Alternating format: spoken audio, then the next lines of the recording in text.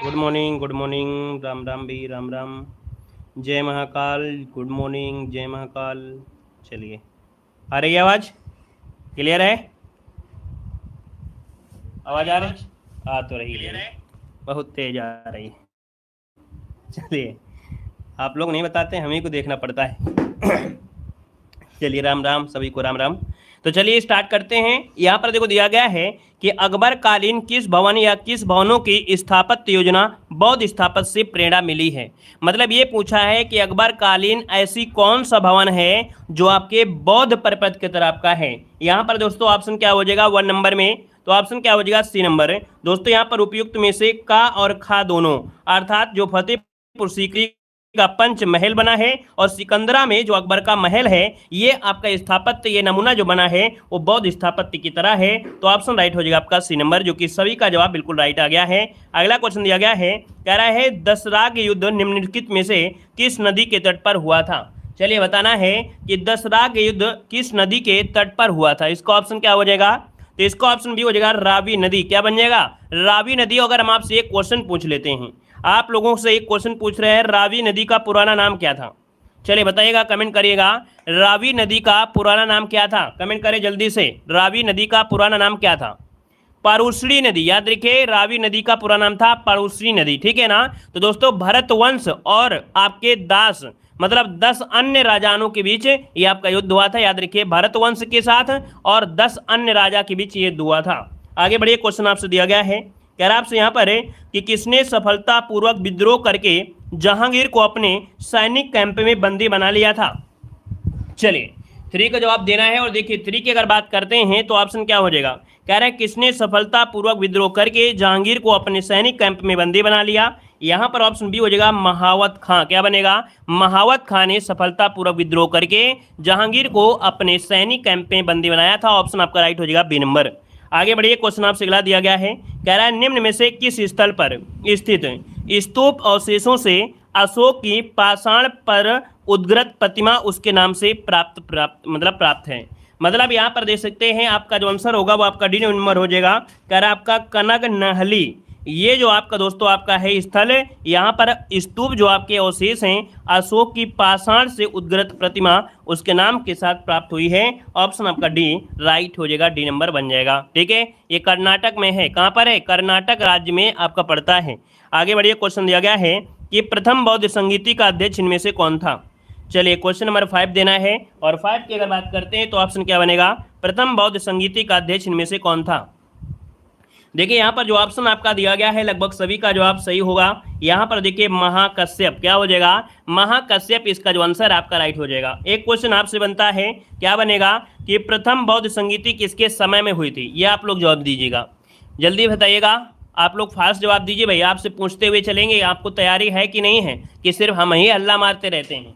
चलिए बताइएगा किसके समय। बिल्कुल सही है, याद रखिएगा कि जो प्रथम बौद्ध संगीति हुई थी वो आपके अजातशत्रु के समय हुई थी। याद रखिएगा, अजातशत्रु के समय। क्लियर है? आगे बढ़िए, क्वेश्चन आपसे अच्छा कहाँ पर हुई थी ये भी बता दे रहा। तो आप कहेंगे राजगृह में स्थित जो आपका सप्तपर्णी गुफा है उस समय हुई थी। अगला क्वेश्चन यहाँ पर दिया गया है कि भारतीय राष्ट्रीय कांग्रेस की स्थापना के समय भारत का वायसराय कौन था। भाई ये बताइएगा कि जब भारतीय राष्ट्रीय कांग्रेस की स्थापना कब, तो आप कहेंगे सर 1885 में इसकी स्थापना हुई थी। तो इस समय भारत का क्या पूछा है, वायसराय कौन था। तो आप ये बताइएगा 1885 में कौन था। यहाँ पर जो आपका आंसर है आपका 6 नंबर में, वो ऑप्शन क्या बनेगा यहाँ पर बताना है, डफरिन। बिल्कुल सही जवाब है, लॉर्ड डफरिन इसका आंसर आपका राइट हो जाएगा, डफरिन। आगे बढ़िए, क्वेश्चन दिया गया है, कह रहा आपसे शेर ए पंजाब के नाम से कौन मशहूर था। शेर ए पंजाब के नाम से कौन मशहूर था, यहाँ पर ऑप्शन देना है। और देखिए 7 नंबर की अगर बात करते हैं तो आपका जवाब आने शुरू हो गए हैं। यहाँ पर जवाब हो जाएगा लाला लाजपत राय। बिल्कुल सही जवाब आया है, ऑप्शन डी नंबर इसका राइट हो जाएगा, लाला लाजपत राय इसका आंसर आपका राइट हो जाएगा। और ये कौन से दल के नेता थे, तो आप कहेंगे सर ये गरम दल के नेता थे। क्या? ये गरम दल के नेता थे। यहाँ पर आंसर आपका हो जाएगा डी नंबर हो जाएगा। आगे बढ़िए, क्वेश्चन दिया गया है, कह रहा है केंद्र में द्वैध शासन किस अधिनियम के अंतर्गत स्थापित किया गया था। सिंपल सी बात है कि जो आपका केंद्र में द्वैध शासन लगा था ये कब लगा था। याद रखिएगा यहाँ पर आंसर जो आपका हो जाएगा सी नंबर है। भारत शासन अधिनियम 1935 में केंद्र सरकार है ना, केंद्र सरकार में द्वैध शासन आपका लग गया था। वहीं पर देखा जाए तो आपका यहाँ पर 1935 में क्या हुआ, जो आपके प्रांतों में लगा हुआ था द्वैध शासन वो समाप्त हो गया था। इस बात को भी याद रख लीजिएगा कि प्रांतों में क्या हुआ था, समाप्त हुआ जाता, क्योंकि प्रांतों में लगा था 1919 में, ठीक है ना, और केंद्र में जो लगा वो आपका कब लगा, 35 में लगा। आगे बढ़िए, क्वेश्चन दिया गया है, कह रहा आपसे यहाँ पर है कि साइमन कमीशन के सदस्यों में शामिल नहीं था। देखिए 9 की अगर बात करते हैं तो साइमन कमीशन का ये जो गठन हुआ था ये कब हुआ था, तो 8 नवंबर, याद रखिए 8 नवंबर 1927 को क्या हुआ था, इसका गठन हुआ था। भारत आया था आपके 28 में, है ना।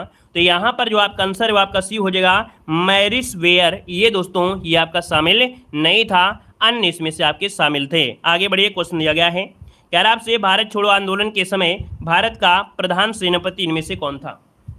चलिए 10 नंबर में कह रहा आपसे भारत छोड़ो आंदोलन के समय भारत का प्रधान सेनापति, देखिए यहाँ पर आप देख पाएंगे तो ऑप्शन में से क्या हो जाएगा, लॉर्ड वेवेल। क्या, लॉर्ड वेवेल जो कि ऑप्शन है यहाँ पर बी नंबर है, राइट हो जाएगा। और अगर आपसे पूछे कि भारत छोड़ो आंदोलन के समय इंग्लैंड के प्रधानमंत्री कौन थे, बताइएगा। इंग्लैंड के प्रधानमंत्री जो थे जब भारत छोड़ो आंदोलन था उस समय इंग्लैंड के प्रधानमंत्री कौन थे, ये भी कमेंट करिएगा, है ना, फटाफट जवाब दीजिएगा। चलिए यहाँ पर लिटिल चर्चिल, चर्चिल होगा भैया, याद रखिएगा यहाँ पर कि इस समय जो इंग्लैंड का प्रधानमंत्री था वो कौन था, चर्चिल था, याद रखिएगा। आगे बढ़िए, क्वेश्चन दिया गया है, कह रहा आपसे जवाहर सुरंग कहाँ से गुजरती है, जवाहर सुरंग कहाँ से गुजरती है। क्वेश्चन नंबर है यहाँ पर दे सकते हैं 11 नंबर में, और 11 का ऑप्शन बी हो जाएगा बनिहाल दर्रे से। कहाँ से, आपके बनिहाल दर्रा इसका आंसर राइट हो जाएगा। और आपको याद होगा कि जम्मू कश्मीर में ये पीर पंजाल श्रेणी में बनिहाल दर्रे से होकर गुजरती हैं। अगला क्वेश्चन यहाँ पर आपसे दिया गया है, कह रहा रजत क्रांति का संबंध किससे है, रजत क्रांति का जो संबंध है वो आपकी किससे है। तो दोस्तों याद रखिए रजत क्रांति या इसे पोल्ट्री उत्पादन कहते हैं। यहाँ पर आंसर आपका सी हो जाएगा, अंडा उत्पादन, ठीक है। रजत क्रांति को ही पोल्ट्री उत्पादन भी कहते हैं, आपका आंसर सी हो जाएगा अंडा उत्पादन से। अगला क्वेश्चन देखो दिया गया है, कह रहा है हिंदुस्तान एल्युमिनियम कंपनी के रेणुकूट में अवस्थिति का कारण क्या है। यहाँ पर 13 नंबर का ऑप्शन देना है। तो दोस्तों यहाँ पर दे सकते हैं हिंदुस्तान एल्युमिनियम जो कंपनी है, कौन से, हिंडाल्को, ये रेणुकूट में है जो कि उत्तर प्रदेश में है। इसकी स्थिति अर्थात ये क्यों वहाँ पर है, तो इसका निकटता है क्या, कच्चे माल का स्रोत।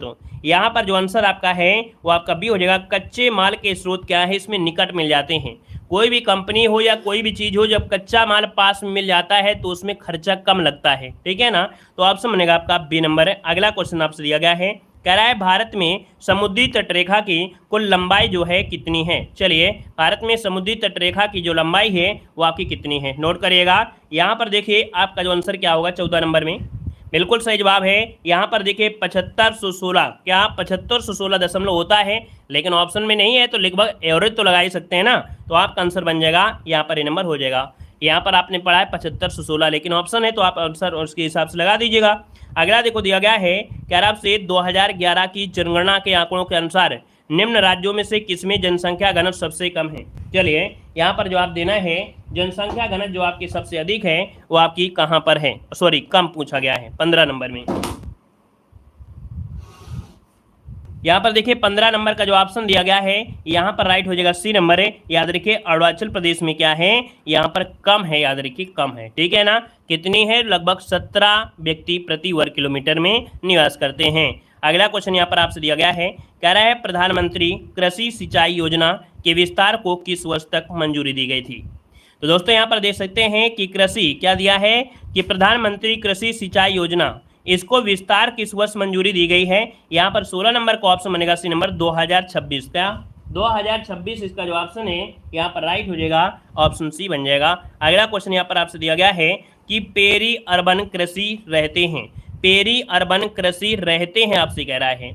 मतलब देखा जाए तो यहाँ पर दोस्तों याद रखिए कि शहर के नज़दीक कृषि इकाइयों को विस्तार को, शहरों के नज़दीक कृषि जैसे बागवानी है, कृषि है, मछली पालन है, कुक्कुट पालन है, आदि को बोलते हैं पेरी अर्बन कृषि। क्या बोलते हैं? पेरी अर्बन कृषि कहते हैं। जैसे बागवानी कृषि, मछली पालन, कुक्कुट पालन को कहते हैं। तो इस चीज को अगर आपने पहली बार पढ़ा है तो इसको भी नोट कर लीजिएगा, ठीक है ना। यहाँ पर अगला क्वेश्चन आपसे दिया गया है, कह रहा है प्रत्येक वस्तु प्रतीक्षा कर सकती है किंतु कृषि नहीं। यह दोस्तों जो कथन दिया है वो किसने दिया है? बिल्कुल सही कथन दिया गया है। और प्रत्येक वस्तु की प्रतीक्षा कर सकते हैं लेकिन कृषि की नहीं कर सकते। देखिए 18 नंबर में तो जवाब क्या हो जाएगा? ए नंबर दोस्तों, ये पंडित जवाहरलाल नेहरू ने कहा था। किसने कहा था? पंडित जवाहरलाल नेहरू। ऑप्शन आपका ए नंबर है, राइट हो जाएगा दोस्तों, याद रखिएगा। आगे बढ़िए, क्वेश्चन आपसे अगला पूछा गया है, कह रहा आपसे गरीबी उन्मूलन हेतु राष्ट्रीय ग्रामीण आजीविका मिशन का प्रारंभ जो हुआ ये कब से हुआ था? चलिए बताइएगा कि यहाँ पर आंसर क्या हो जाएगा। तो आपका 2011, याद रखिएगा 2011 में राष्ट्रीय ग्रामीण आजीविका मिशन प्रारंभ किया गया था, ताकि ग्रामीण क्षेत्रों में बेरोजगारी और गरीबी दूर करने का यहाँ पर संकल्प लिया, अर्थात उसे दूर करने का उद्देश्य रहा है। आगे बढ़िए, क्वेश्चन आपसे दिया गया है, कह रहा है स्ट्रैटेजी है ना, strategy for new India at the 75 नामक रिपोर्ट निम्नलिखित में से किस मंत्रालय या संस्था द्वारा जारी की गई है? यहाँ पर देखिए 20 नंबर में तो दोस्तों 20 का ऑप्शन सी हो जाएगा आपका नीति आयोग। किसके द्वारा? नीति आयोग से हो जाएगा। इसका ऑप्शन आपका सी नंबर है, राइट हो जाएगा। और आगे बढ़िए, क्वेश्चन आपसे अगला पूछा गया है, कह रहा है सही सुमेलित करना है। चलिए भैया सही सुमेलित कर लीजिएगा। यहाँ पर सही आंसर क्या बनेगा? तो दोस्तों यहाँ पर विधानसभा की सीटें हैं है ना, और राज्य दिया गया है। तो भाई केरल की अगर बात करें तो केरल में है 140 हैं। कितनी सीटें हैं? 140 सीटें हैं। गुजरात में 182 सीटें हैं। गुजरात में 182 सीटें हैं। यहाँ पर तमिलनाडु में 234, याद रखिए तमिलनाडु में कितनी हैं? 234 सीटें हैं विधानसभा की। वहीं पर देखिए उत्तराखंड की बात करते हैं तो उत्तराखंड में हो जाएगा 70। तो इसका स्क्रीनशॉट इसी प्रकार से आप लोग ले सकते हैं, ठीक है ना। इसी प्रकार से ले लीजिएगा, आंसर तो आपको मिल ही जाएगा, उसमें क्या दिक्कत है, ठीक है ना। आगे बढ़िए, क्वेश्चन आपसे अगला पूछा गया है, कह रहा आपसे यहाँ पर अगला क्वेश्चन है कि वर्तमान में भारत में है ना कुल कितने राज्यों में विधान परिषद आपके हैं? कह रहा है वर्तमान में भारत में कुल कितने राज्यों में विधान परिषद है? तो देखिए विधान परिषद जो आपके हर जगह तो होते नहीं हैं, हर जगह नहीं है, तो आपके है कितने? तो आपके 6 लगाना है। 7 मत लगाइएगा, जम्मू कश्मीर को मत लगा दीजिएगा। देखिए 6 है, कौन कौन? आपका यूपी, बिहार, कर्नाटक, आंध्र प्रदेश, तेलंगाना और महाराष्ट्र में विधान परिषद हैं। आगे बढ़िए, क्वेश्चन आपसे दिया गया है, कह रहा है राज्यपाल किसके सन्मुख शपथ लेता है? जो राज्यपाल होता है ये शपथ लेता है किसके सामने? तो दोस्तों ये शपथ लेता है उच्च न्यायालय के मुख्य न्यायाधीश के सामने। ऑप्शन बनेगा यहाँ पर आपका डी नंबर हो जाएगा। और अगर ये नहीं होते हैं तो फिर जो इनके द्वारा होंगे, जो मेन होंगे, उनके सामने शपथ लेंगे। आगे बढ़िए, क्वेश्चन दिया गया है, कह रहा है वर्तमान में भारत में कुल कितने उच्च न्यायालय हैं? बताइएगा वर्तमान में भारत में कुल कितने उच्च न्यायालय हैं? यहाँ पर देखिए ऑप्शन क्या हो जाएगा। तो दोस्तों ऑप्शन बनेगा आपका बी नंबर, सॉरी यहाँ पर हाँ बी नंबर 25, मतलब 25 आपके क्या है उच्च न्यायालय, मतलब 25 हाई कोर्ट हैं। अगर हम आपसे पूछे कि 25वां नंबर का कौन सा है तो क्या जवाब देंगे?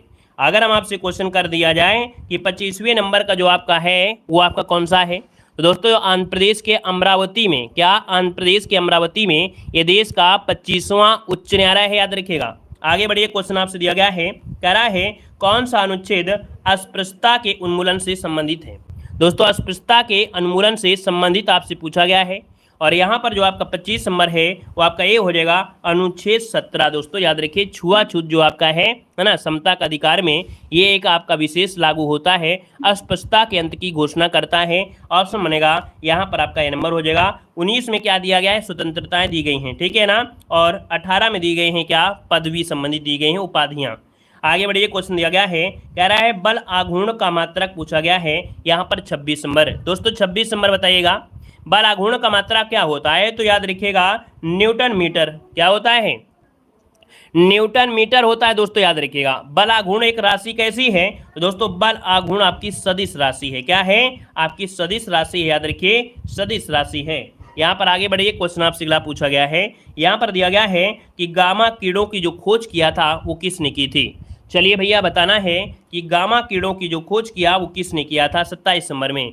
दोस्तों 27 को ऑप्शन डी हो जाएगा बैकुरेल। अर्थात यहाँ पर दोस्तों याद रखिएगा कि गामा कीड़ों की खोज बैकुरेल ने किया था। यहाँ पर दोस्तों हमने एक चीज़ बताया था हर्शेल के बारे में।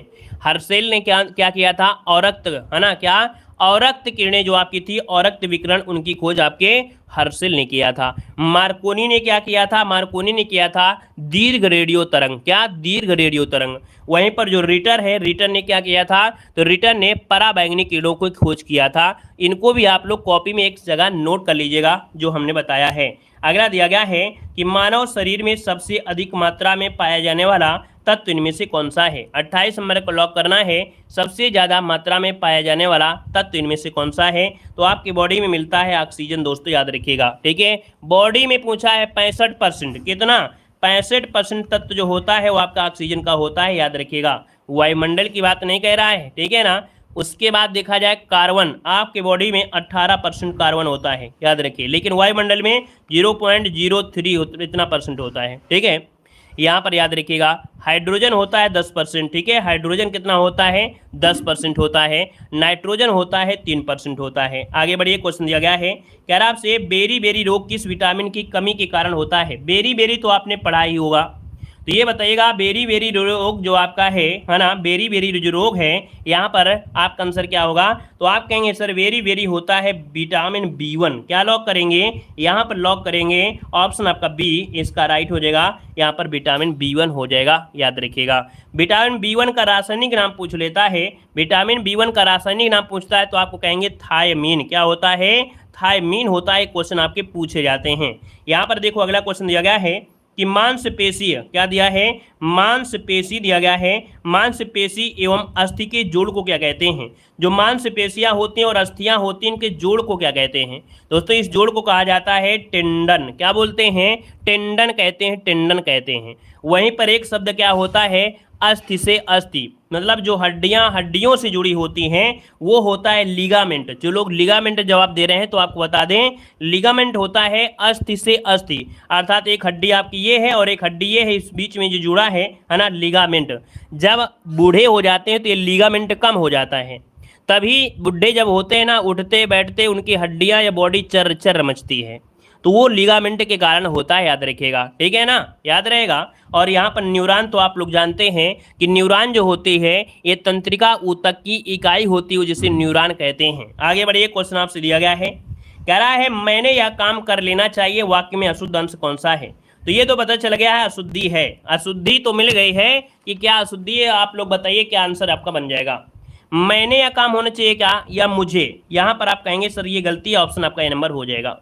अगला आपसे यहाँ पर दिया गया है, कह रहा है अग्रज का सही विलोम शब्द क्या होता है? अग्रज का सही विलोम क्या हो जाएगा? तो दोस्तों अग्रज मतलब जो बड़ा होगा, तो इसका मतलब छोटा मतलब अनुज हो जाएगा, और अनुज जो ऑप्शन है यहाँ पर ये नंबर आपको लॉक कर देना है। आगे बढ़िए, क्वेश्चन दिया गया है कि मुहावरे अपना सामान्य अर्थ ना देकर, क्या मुहावरे अपना सामान्य अर्थ नहीं देते हैं, ये क्या करते हैं? एक विशेष अर्थ प्रकट करते हैं। यहाँ पर याद रखिएगा, इसको रट लीजिएगा कि मुहावरे अपना सामान्य अर्थ ना देकर ये क्या करते हैं? एक विशेष अर्थ देते हैं। तो ऑप्शन बनेगा आपका ए नंबर हो जाएगा।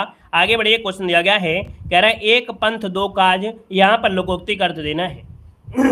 एक पंथ दो काज यहाँ पर जवाब देना है ना। जैसे कोई होता है मोबाइल भी चला रहा है, खाना भी खा रहा है, और साथ में कहो बगल में किताब भी रखी, वो पढ़ाई भी कर रहा हो, ठीक है ना।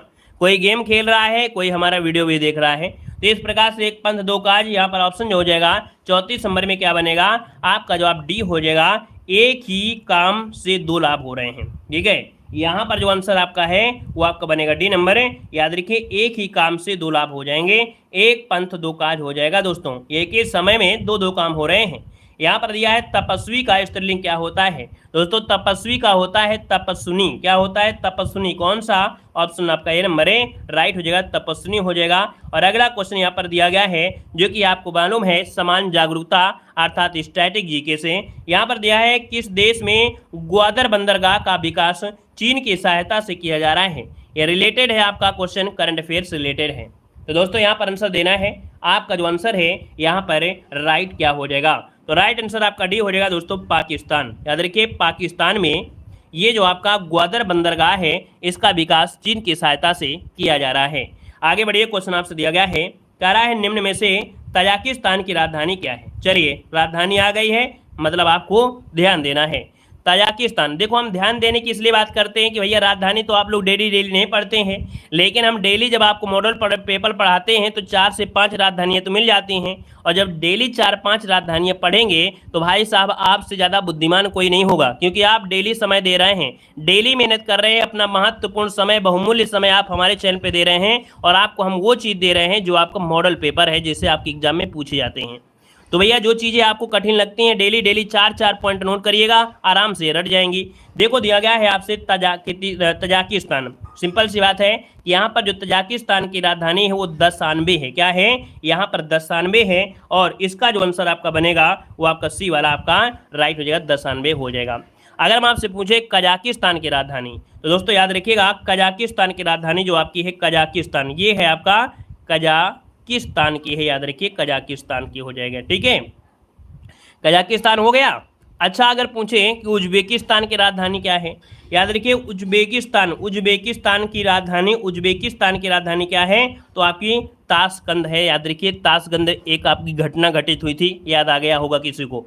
यहाँ पर देखिए तुर्कमेनिस्तान की राजधानी तो क्या है? तो तुर्कमेनिस्तान की राजधानी है एशगाबाद है। यहाँ पर याद रखिए। अगले क्वेश्चन को आते हैं। क्वेश्चन दिया गया है, कह रहा है निम्न में से किस राज्य में झूम खेती प्रचलित है? दोस्तों झूम खेती को स्थानांतरित खेती भी कहते हैं। झूम खेती को ही हम लोग और भी क्या बोलते हैं? यहाँ पर एक बार काट लो, इसके बाद खत्म कहानी। दोस्तों यहाँ पर जो आपका आंसर है वो आपका सी हो जाएगा, पूर्वोत्तर में है नागालैंड। यहाँ पर झूम खेती प्रचलित है ना। यहाँ पर आंसर आपका हो जाएगा क्या? यहाँ पर सी हो जाएगा, जिसे श्लेष या बर्न खेती भी कहते हैं, है ना। इसका जैसे ऊपरी वाला भाग होता है उसके जो से निकलता है मेन, वो आप काट लिए और आग लगा दिए, है ना। तो ये आंसर आपका सी बनेगा। अगला आपसे दिया गया है, कह रहा है भैया कि लोकसभा के अधिकतम कितने सदस्य राज्यों के निर्वाचन क्षेत्र से निर्वाचित किए जा सकते हैं? यहाँ पर देखिए ऑप्शन क्या हो जाएगा? तो ऑप्शन बनेगा आपका बी नंबर है। याद रखिएगा आपके 530 पूछा गया है कि राज्यों से निर्वाचित कितने होते हैं? 530 होते हैं।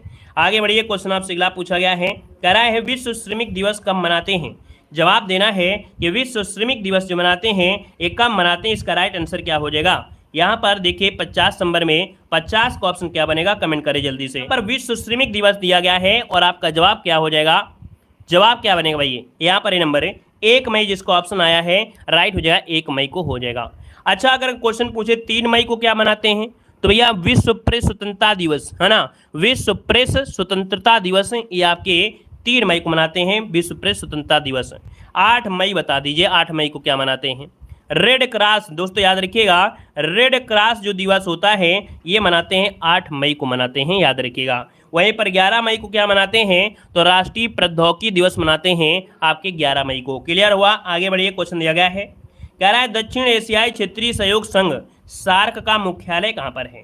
दोस्तों सार्क का मुख्यालय, और सार्क मछली होती खतरनाक, और सार्क को चाइना मार मार कर ले गया। मतलब चाइना और म्यांमार इसके सदस्य देश नहीं हैं, इसके 8 सदस्य देश हैं, और इसका जो मुख्यालय है वो है, ऑप्शन बनेगा क्या आपका? काठमांडू। यहाँ पर आंसर हो जाए आपका सी नंबर हो जाएगा। सार्क मछली कहती है काट मार दूंगी, क्या? काट मार दूंगी मतलब काठमांडू। ठीक है, स्थापना हुई थी आपकी 1985 में, 1985 हो जाएगा। आगे बढ़िए, क्वेश्चन दिया गया है, कह रहे कोणार्क मंदिर स्थित है। कोणार्क मंदिर स्थित है, ये कोणार्क मंदिर कहाँ पर है? तो दोस्तों याद रखिए उड़ीसा में। उड़ीसा में पूछे तो आपके कहाँ पर? तो आपकी पुरी शहर में आपके याद रखिएगा। निर्माण किसने करवाया था? ये क्वेश्चन पूछा जाता है, निर्माण किसने करवाया था? नरसिंह देव प्रथम, याद रखिए नरसिंह देव प्रथम ने करवाया था। नेक्स्ट क्वेश्चन दिया गया है, कह रहा आपसे कि घूमर किस राज्य का प्रमुख लोक नृत्य है?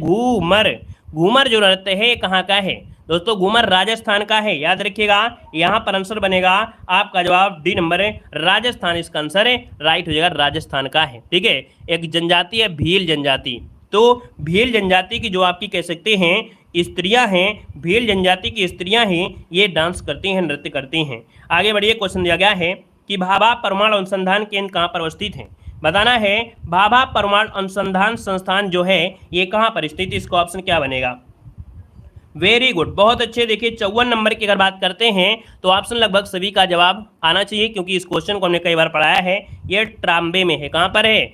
ट्राम्बे की अगर बात करते हैं तो ट्राम्बे पड़ता है मुंबई में पड़ता है, ठीक है ना, क्लियर है। और आगे बढ़िए, क्वेश्चन आपसे अगला पूछा गया है, कह रहा आपसे प्रथम भारतीय नोबेल पुरस्कार विजेता रविन्द्रनाथ टैगोर जो पुरस्कार प्राप्त हुआ था ये कब प्राप्त हुआ था। दोस्तों यहाँ पर देख सकते हैं, ये अपने भारत के ही नहीं पूरे एशिया के पहले ऐसे व्यक्ति हैं जिनको 1913 में पुरस्कार दिया गया था। दोस्तों याद रखिएगा, किसके लिए दिया गया था, किसके लिए दिया गया था रविन्द्रनाथ टैगोर को, याद है कि नहीं याद है, कमेंट करिएगा, ऑफलाइन कमेंट करिएगा, ऑनलाइन कमेंट करिएगा कि किसके लिए दिया गया था इनको। क्या है, कह रहा है प्रतिवर्ष प्रवासी भारतीय दिवस कब मनाया जाता है।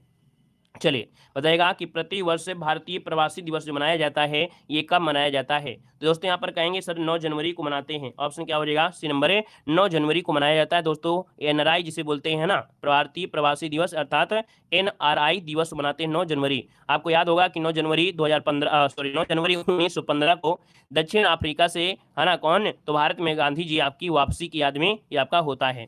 तो दोस्तों यहाँ पर देखा जाए इसका आंसर आपका सही हो जाएगा। लेकिन अगर क्वेश्चन आपसे ये पूछ ले कि पहली बार कब मनाया गया था, अगर आपसे पूछे कि एनआरआई अर्थात भारतीय प्रवासी दिवस जो पहली बार मनाया गया था ये कब मनाया गया था ये बताना है। तो आपको बताना है कि कब मनाया गया था। ऑप्शन आप कह रहे हैं, आपको बताना है 1915 को बनाया गया था, 2001 को मनाया गया था, या यहाँ पर आपका 2003 को मनाया गया था, या 2014 से मनाया गया है। क्या हो जाएगा। तो दोस्तों याद रखिएगा मनाया गया है, ये पहली बार मनाया गया था 2003 में नई दिल्ली में मनाया गया था, ठीक है ना। तो इस बात को भी आपको याद रख लेना है, ठीक है ना, क्लियर है। और 2023 में दोस्तों जो मनाया गया है, 2023 में जो मनाया गया है कहाँ पर मनाया गया है, तो दोस्तों ये 17वें नंबर का है। क्या है, 17वें नंबर का है भारतीय प्रवासी दिवस है, मध्य प्रदेश के इंदौर में। कहाँ पर, मध्य प्रदेश के इंदौर में मनाया गया है। दोस्तों याद रखिएगा 18वें नंबर का कहाँ पर होगा, 18वें नंबर का, तो 18वें नंबर का सम्मेलन 2025 में आयोजित किया जाएगा, ठीक है ना, इस बात को याद रख लेना है। अगला क्वेश्चन दिया गया है कि 10वां वाइब्रेंट गुजरात ग्लोबल समिति कहाँ पर हुआ है। 10वां वाइब्रेंट गुजरात ग्लोबल समिति जो हुई है ये आपकी कहाँ पर हुई है। दोस्तों ऑप्शन नंबर आपका बी हो जाएगा आपके गांधीनगर, जो कि आपके गुजरात में है। ऑप्शन नंबर आपका बी हो जाएगा गांधीनगर, इसका आंसर राइट हो जाएगा। और मतलब इसका देखा जाए तो इस सम्मेलन में गांधीनगर के महात्मा मंदिर में हुआ है। कहाँ पर हुआ है, यह शिखर सम्मेलन जो समिति हुई है ये सम्मेलन आपका हुआ है गांधीनगर का एक महात्मा मंदिर है उसमें आपका हुआ है, महात्मा मंदिर में। आगे बढ़िए, क्वेश्चन आपसे अगला पूछा गया है कि एससी और एसटी छात्रों के लिए योग्य श्री पहल किस राज्य ने यहाँ पर लॉन्च किया है। एससी और एसटी के जो आपके कह सकते हैं कौन हैं, तो आपके यहाँ पर एससी और एसटी के छात्र हैं उनको योग्य श्री पहल आपका है। और इस कह सकते हैं पहल को जो लॉन्च किया है वो लॉन्च किया है आपकी पश्चिम बंगाल ने। किसने, पश्चिम बंगाल ने। ऑप्शन आपका ए नंबर है, राइट हो जाएगा, पश्चिम बंगाल हो जाएगा। पश्चिम बंगाल के सीएम कौन से हैं बता सकते हैं, पश्चिम बंगाल के सीएम कौन है, ममता बनर्जी हैं, है ना, ममता बनर्जी हो जाएगा। और योगश्री योजना में राज्य में 50 मतलब प्रशिक्षण केंद्र की स्थापना की जाए जहां पर इनको ट्रेनिंग मिलेगी। आगे बढ़िए, क्वेश्चन आपसे अगला पूछा गया है कि चर्चा में रही स्टार्स ऑफ डेस्टिनी पुस्तक का संबंध किसे है। क्या नाम है, चर्चा में रही 4 स्टार्स ऑफ डेस्टिनी पुस्तक का संबंध है। आपका ऑप्शन नहीं बनेगा, ये है आपका MS, क्या नाम है, इनका नाम है MS नरवणे। ऑप्शन नंबर आपका ए हो जाएगा। ये दोस्तों देखा जाए भारतीय सेना के पूर्व सेनाध्यक्ष आपके रह चुके हैं, ठीक है ना। आप कहेंगे NR मतलब कह सकते हैं, जो हमने शॉर्ट में बता दिया कि यहाँ पर MM नरवणे मतलब बोलते हैं कि मनोज मुकुंद नरवणे, ये इनका फुल फॉर्म आपका है। और ये 2024 में प्रकाशित पुस्तक आपकी है। यहाँ पर आगे बढ़ते क्वेश्चन आपसे अगला पूछा गया है कि भारत की पहली स्वस्थ और स्वच्छ फूड स्ट्रीट प्रसादम का उद्घाटन कहाँ पर किया गया है। ये भारत की पहली स्वच्छ फूड स्ट्रीट प्रसादम का जो उद्घाटन किया गया है ये कहाँ पर किया गया है। तो दोस्तों ये किया गया है आपके उज्जैन में। कहाँ पर किया गया है, आपके उज्जैन में दोस्तों, नीलकंठ वन में, महाकाल लोक में। ये प्रदेश की पहली स्वच्छ फूड स्ट्रीट प्रसादम का यहाँ पर उद्घाटन किया गया है। और यहाँ पर आगे बढ़ते क्वेश्चन आपसे अगला पूछा गया है कि ग्रेबियल किस देश के सबसे युवा और सबसे पहले समलैंगिक प्रधानमंत्री बने हैं। दोस्तों यहाँ पर देख सकते हैं, कह रहा है ग्रेबियल अटल किस देश के सबसे युवा, ठीक है, सबसे युवा भी हैं और पहले समलैंगिक प्रधानमंत्री भी हैं। तो याद रखिएगा जब ऐसा क्वेश्चन हो तो संभावित है कि आपका कभी ना कभी तो पूछा जा सकता है। तो दोस्तों ये बने हैं आपके फ्रांस के हैं। कहाँ के हैं, फ्रांस के सबसे युवा भी हैं और देखा जाए तो ये आपके पहले आपके समलैंगिक प्रधानमंत्री हैं। तो आपसे बनेगा यहाँ पर आपका सी नंबर, ये फ्रांस के हैं, याद रखिएगा, ठीक है ना। और यहाँ पर आगे बढ़िए, क्वेश्चन आपसे अगला पूछा गया है, कह रहा है सतत ऊर्जा सहयोग को बढ़ावा देने हेतु ग्रीन फ्यूल्स एलायंस इंडिया किस देश ने लॉन्च किया है। सतत ऊर्जा सहयोग को बढ़ावा देने हेतु ग्रीन फ्यूल्स एलायंस इंडिया किस देश ने लॉन्च किया है। चलिए यहाँ पर दीजिए, इसका आंसर इनमें से क्या हो जाएगा। तो आपका जो आंसर हो जाएगा सी हो जाएगा दोस्तों, याद रखिएगा डेनमार्क। क्या हो जाएगा, डेनमार्क इसका आंसर है, राइट हो जाएगा, डेनमार्क हो जाएगा। एक क्वेश्चन यहाँ पर आप महत्वपूर्ण है जो कि छूटा जा रहा है।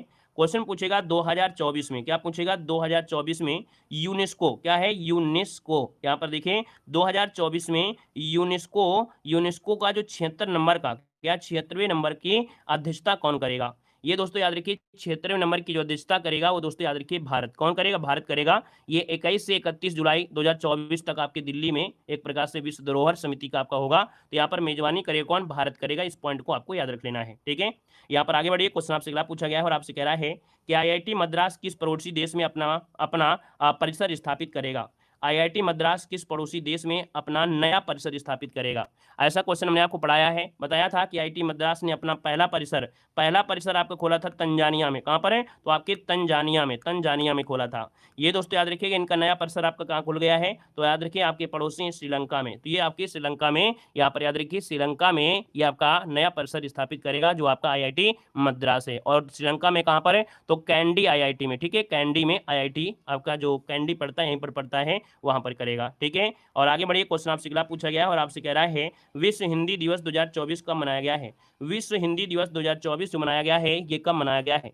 तो आप कहेंगे सर ऑप्शन आपका डी हो जाएगा, 10 जनवरी को मनाया गया है। तो 10 जनवरी को मनाया गया है, जो कि प्रत्येक वर्ष आपको मनाया भी जाता है ना। अच्छा, अगर पूछे कि पहली बार कब मनाया गया था, इसको मनाने की घोषणा अपने भारत में जो किया, किसने किया। 2006 की बात है। कब की बात है, 2006 में प्रधानमंत्री मनमोहन सिंह ने 10 जनवरी को विश्व हिंदी के रूप में मनाने की घोषणा किया था।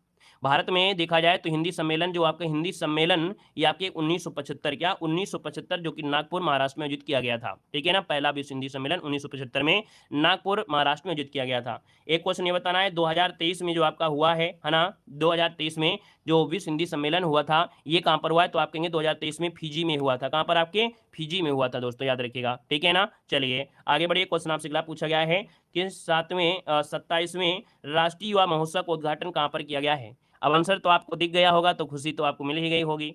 यहाँ पर देखिए 60 नंबर का जो ऑप्शन आएगा, यहाँ पर जवाब हो जाएगा सी नंबर, आपके महाराष्ट्र में। कहाँ पर है, तो आपके महाराष्ट्र में दोस्तों, याद रखिए इसका आंसर बनेगा आपका सी नंबर, राइट हो जाएगा, ठीक है। और अगला क्वेश्चन यहाँ पर आपसे दिया गया है और आपसे कह रहा है कि भारत की पहली 100% इलेक्ट्रिक बाइक टैक्सी सेवा वायु किस राज्य ने प्रारंभ किया है। ये भारत की पहली 100% इलेक्ट्रिक बाइक नाम है टैक्सी सेवा, जिसका नाम है वायु, है ना, किस राज्य ने प्रारंभ किया है, आपसे पूछा गया है। तो दोस्तों यहाँ पर देखा जाए तो आपका आंसर हो जाएगा यहाँ पर ए नंबर, ये है आपका क्या, असम हो जाएगा। क्या हो जाएगा, असम दोस्तों, इसका जो आंसर है राइट हो जाएगा, असम हो जाएगा। इसने 100% इलेक्ट्रिक और विकेंद्रीकरण बाइक टैक्सी को लॉन्च किया है, ठीक है। और अगले क्वेश्चन कराते हैं। क्वेश्चन आपसे अगला पूछा गया है कि उत्तर प्रदेश के किस जिले के हनुमानगढ़ी लड्डू को GI टैग मिला है। चलिए, उत्तर प्रदेश के किस जिले के हनुमानगढ़ी लड्डू को GI टैग मिला है, यहाँ पर 62 नंबर आपको जवाब देना है। और इसका जो आपका आंसर होगा वो आपको कमेंट बॉक्स में कमेंट भी करके बताना है, ठीक है ना। एक क्वेश्चन दिया गया है, हाँ देखिए, अब आपको क्या है, ध्यान मुद्रा में बाबा जी की तरह बिल्कुल बैठ जाना है, योगी की तरह बैठना है और वह आपको सुनना है। यहाँ पर हम आपको कुछ स्पेशल डोज हर एक क्लास में देते हैं। स्पेशल तरीके से हम आपको डेली मॉडल पेपर में कुछ न कुछ ऐड कर देते हैं, जिससे आपको बार बार वो चीज़ दिखाई पड़ जाए और आप स्पेशल भी पढ़िए और यहाँ भी पढ़िए। देखो दिया गया है, क्या कह रहा है भैया, प्रमुख खेल और खिलाड़ियों की संख्या। यहाँ पर कह रहा है बेसबॉल।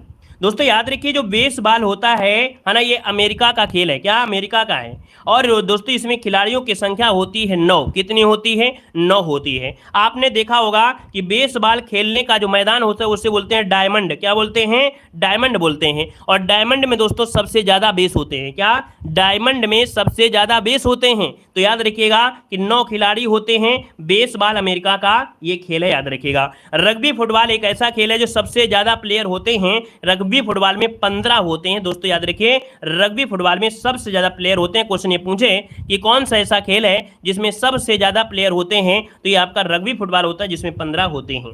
अगला देखो दिया गया है, यहाँ पर पोलो दिया गया है, और दोस्तों पोलो में कितने होते हैं? 4 होते हैं। कैसे रटेंगे? हमने यहाँ पर लिख दिया, यहाँ पर 4 बना दिया, और अगर इसी को हमने ऐसे कर दिया तो देखो पोलो बन गया कि नहीं बन गया? हमने यहाँ पर स्टार्टिंग में बनाया था क्या? ये 4 बनाया था, तो ऐसे याद रहेगा कि पोलो में जो खिलाड़ी होते हैं वो आपके 4 होते हैं। क्लियर है ना?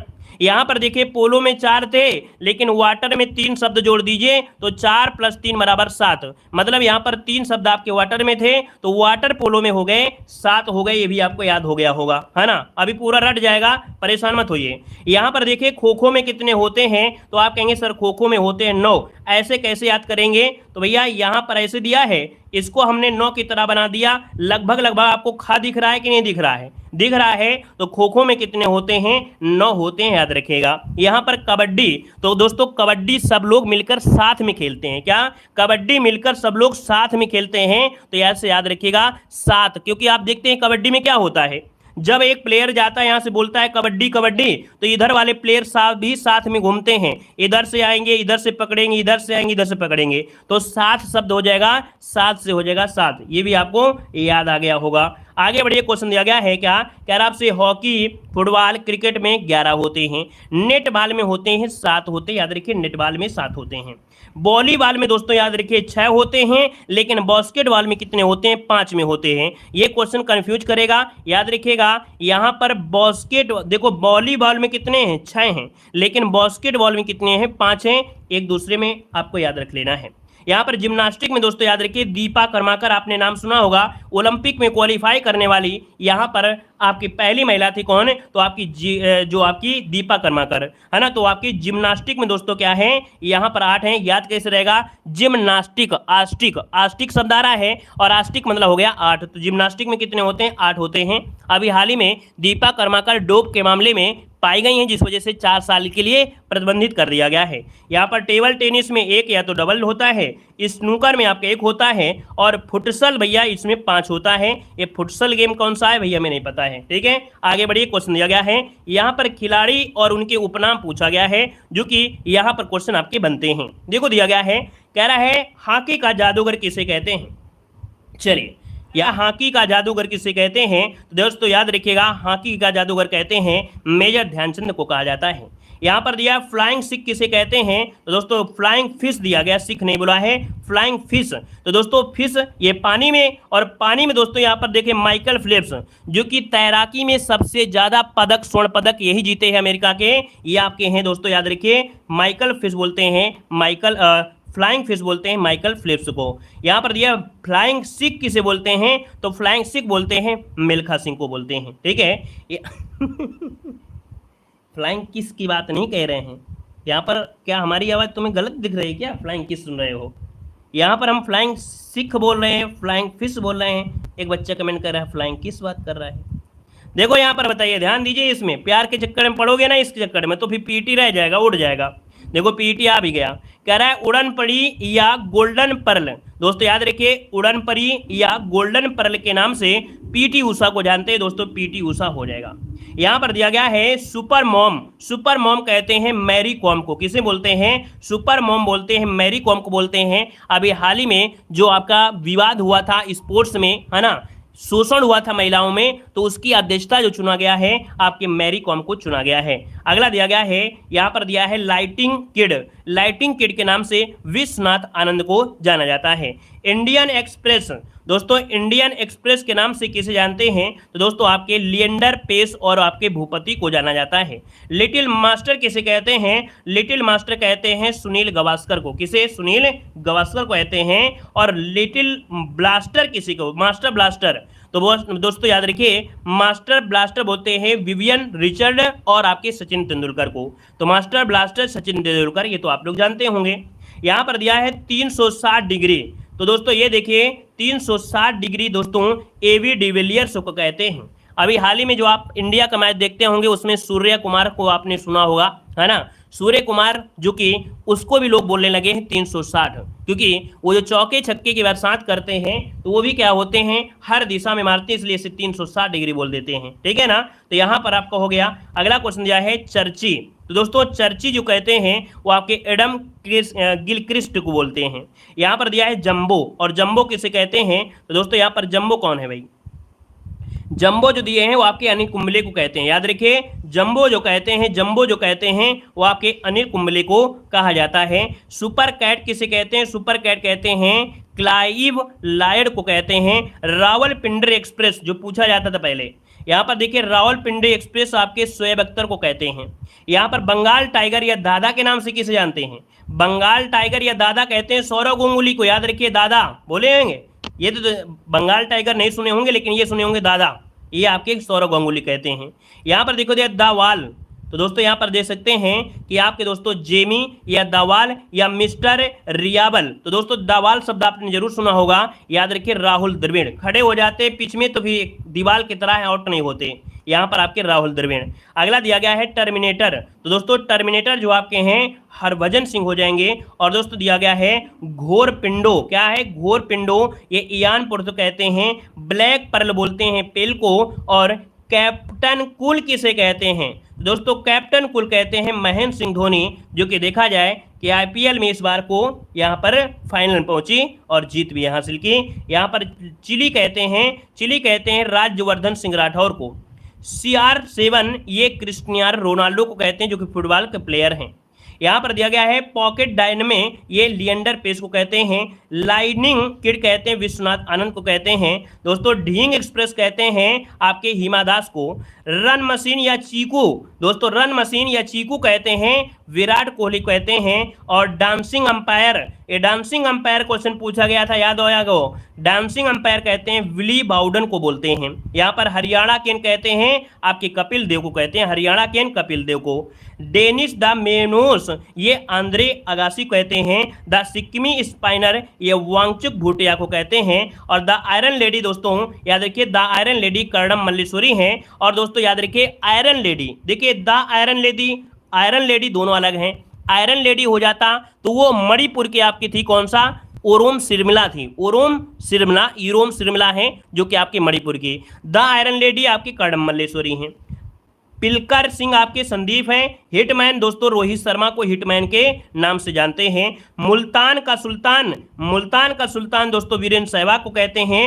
गब्बर दोस्तों गब्बर कहते हैं शिखर धवन को दोस्तों, ठीक है ना। और अगला दिया गया है आपका मार्टिना हिंग या आपके कैन नॉट मिस स्विस। तो इस प्रकार से कंप्लीट हुई ये क्लास दोस्तों। मॉडल पेपर मजा आया है, अच्छा लगा है तो वीडियो लाइक करें, चैनल को सब्सक्राइब करिएगा।